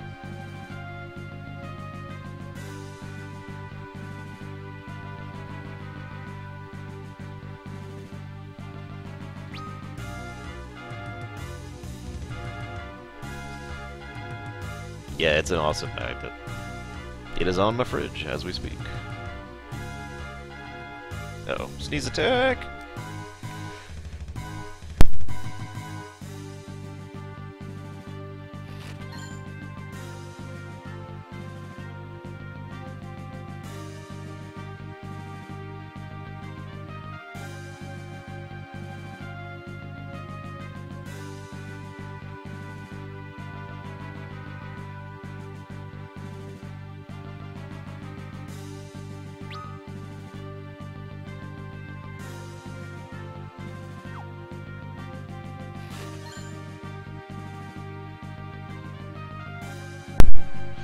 Okay.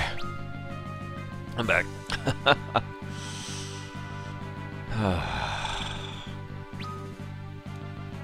So, I'm trying to think of last dungeons I wouldn't mind living in. Ah, crud.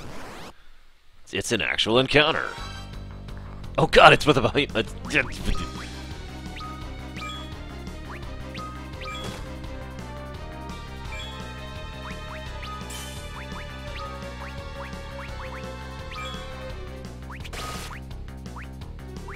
Let's see what Bahamut does, just to show it off.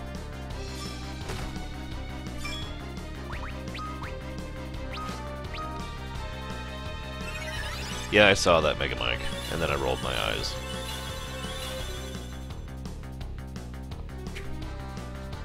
What? Cecil. Not allowed to miss.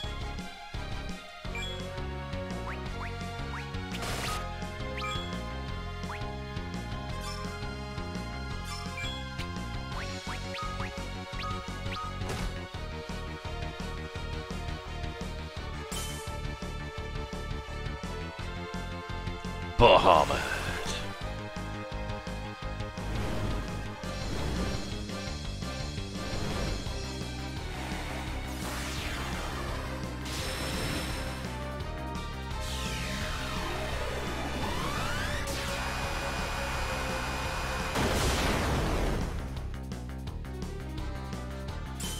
I actually agree with the darkness and light thing myself, Leander.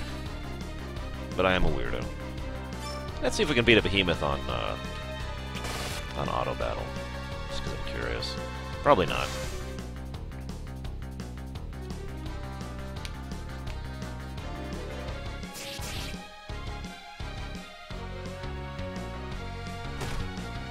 Alright, Edge, your goal is to die. Kane, your goal is to not freaking miss. You idiot. Edge is outperforming you, Kane. Just think about that for a minute.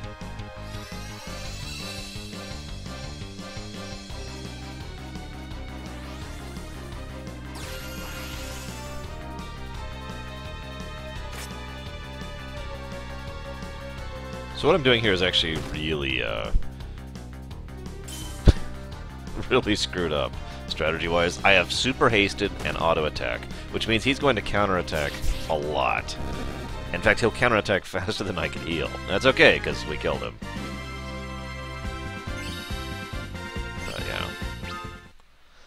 Yeah. Here's a question for everybody. Does anyone know if behemoths were in Final Fantasy 1? Because otherwise I think the behemoth in Final Fantasy 2 is the first one.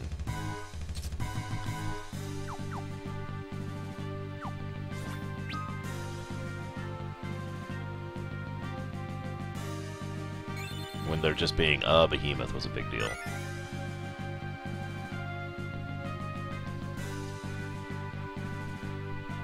I don't mean in Origins, by the way, in the original. Because even in the original NES FF2, there was a behemoth.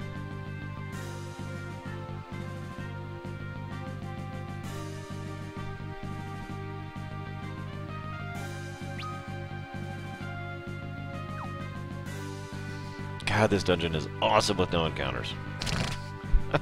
This dungeon's huge. That's another interesting thing. Once upon a time, last dungeons... I shouldn't even say once upon a time, this is just a common thing. Last dungeons pretty much have to be long. Whether they're well-designed or not. And there have been some long, well-designed dungeons, but they're always long. And I find that interesting, personally. And it's pretty much true.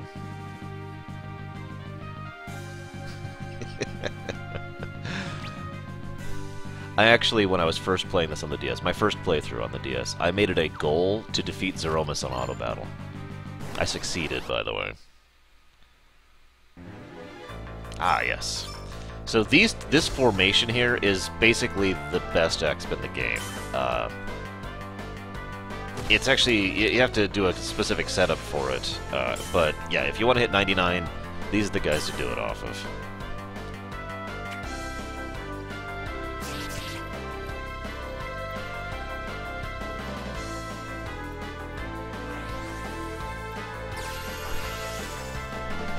I don't even remember the exact spot anymore.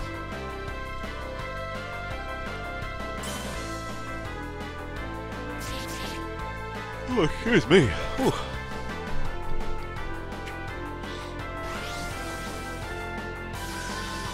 No, Cecil. Yeah, fine.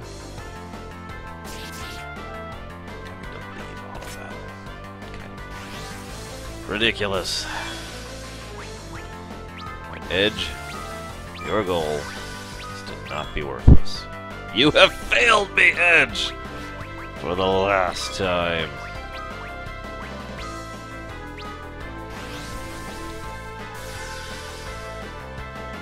Oh my god!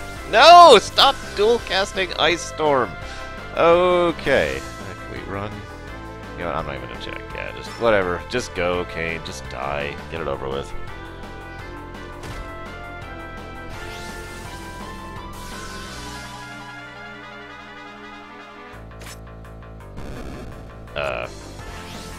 Really?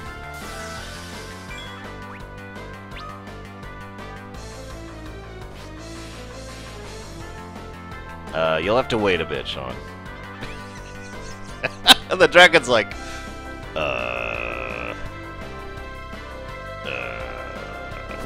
hey, oh, there he is. I have death on, by the way. I have the death status effect on Kane. I just want you to be aware of that.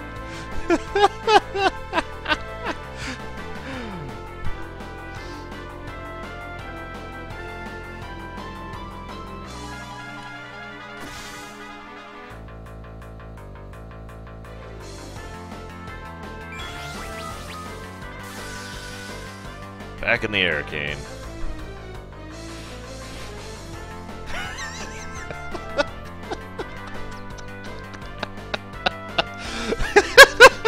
This is ridiculous.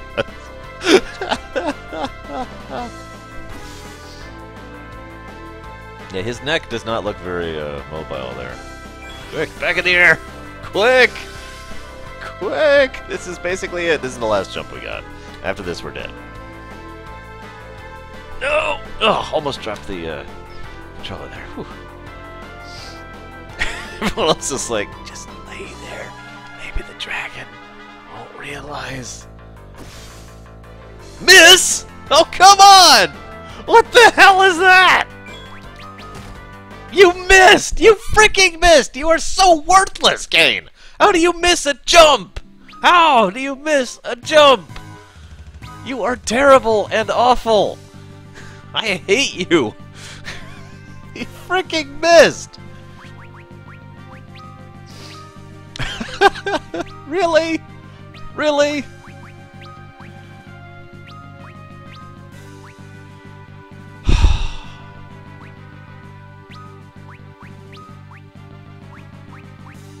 Where's the Aga? There it is.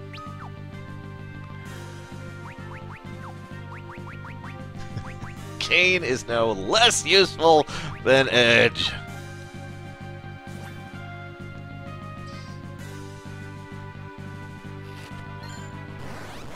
Okay, let's try this again.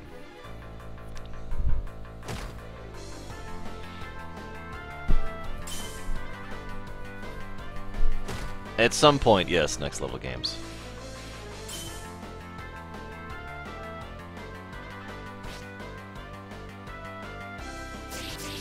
So I just realized Cecil has like really outdated gear, which is probably why he's getting mauled. I should probably turn off draw attacks on him for the moment, until I get the crystal gear going for him. So here's Bahamut, just for you, Sean.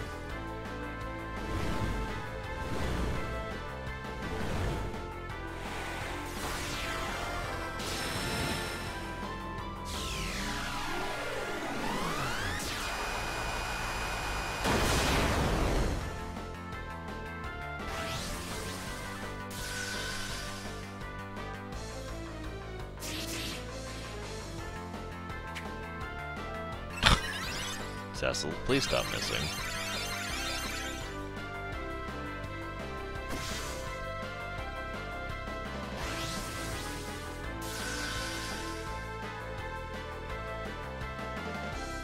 Yeah.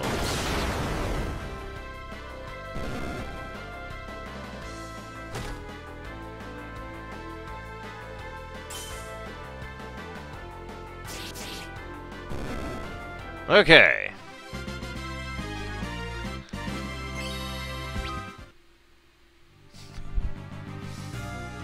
Get a real... So you should see Cecil's equipment here. Oh, never mind, he has the Genji gear. Well, I have no idea why he's getting mauled then. He has pretty decent gear on. I thought he had, like, the same gear from the Underworld. But he doesn't. So I don't know.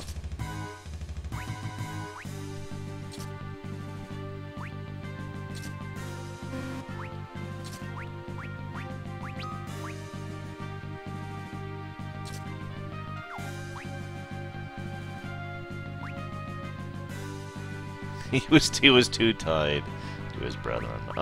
Actually, you know what, Edge? I don't actually care if you live, so I'm gonna give you the Protect Ring for now.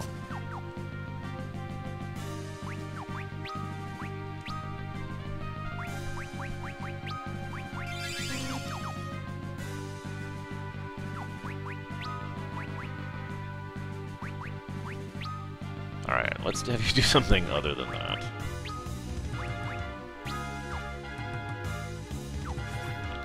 Okay, on with the show. Oh my god, guys. Edge. I can't believe this. Edge is Kai Ling.